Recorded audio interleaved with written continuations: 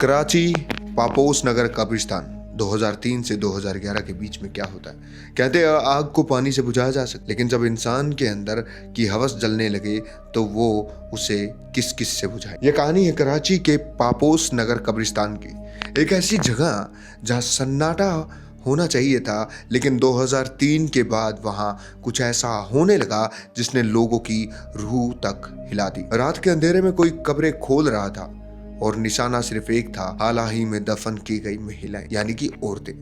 लेकिन एक रात वह शख्स कब्र के अंदर गया और जो उसने देखा उसके बाद उसने कसम खाई कि वह दोबारा कभी ऐसा नहीं करेगा। क्या था वो मंजर? क्या सच में कुछ अलौकिक हुआ था या यह उसके डर से टूटा हुआ जमीर? आइए पूरी कहानी समझते हैं। क्या थी कहानी? तो कहानी शुरू होती है कराची के पापोस नगर कब्रिस्तान। दिन में आम जगह, रात में गहरा सन्नाटा।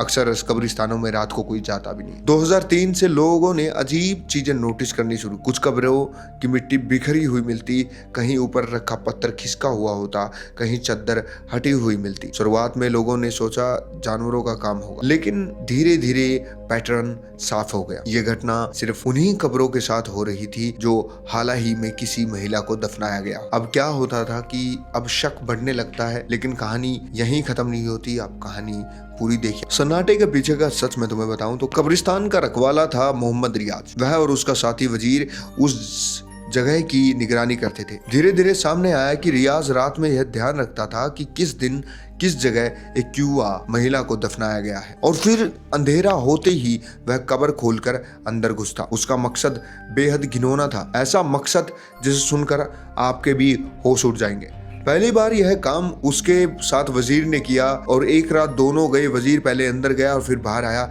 रियाज बाहर खड़ा था, लेकिन वह रात उसके लिए टर्निंग पॉइंट बन गई। उसके अंदर की हवस जाग चुकी थी और वह फिर यह सिलसिला सालों तक चलता रहा। सालों तक यही मंजर चलता रहा, सालों तक वो यही हरकतें करते रहे। समय बीतता गया, लोगों को शक होता, लेकिन सबूत नहीं थे। रियाज दिन में सामान्य दिखता, रात में वह कुछ और बन जाता।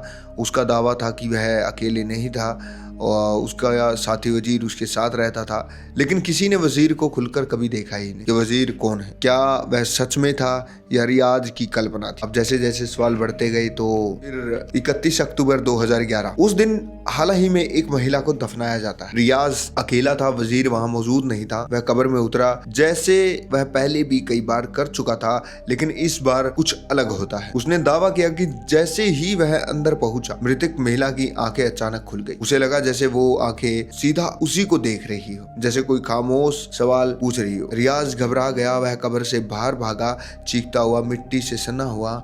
स्थानीय लोगों ने उसकी आवाज सुनी, जो आसपास के गांव वाले थे।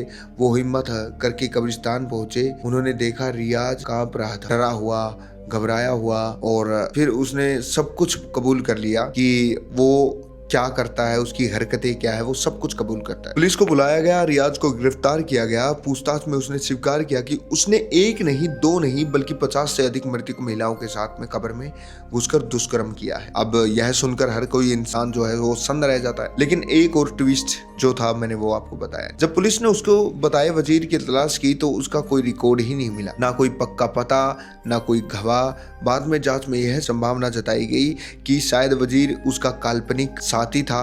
कुछ रिपोर्ट्स में यह भी कहा गया कि रियाज की मानसिक स्थिति स्थिर नहीं थी, उसको दिमाग में कोई दिक्कत थी। अब सवाल अब दो थे, अपराधी एक था या दो, और क्या डर सच था या उसके अपराध बोध का भ्रम, यानी कि वो अपने अपराध को स्वीकार करना चाहता था। कानूनी कार्रवाई हुई। पाकिस्तान की दंड संहिता के विभिन्न धाराओं के तहत मुकदमा चला। मामले को देश की सबसे शर्मनाक घटनाओं में गिना गया।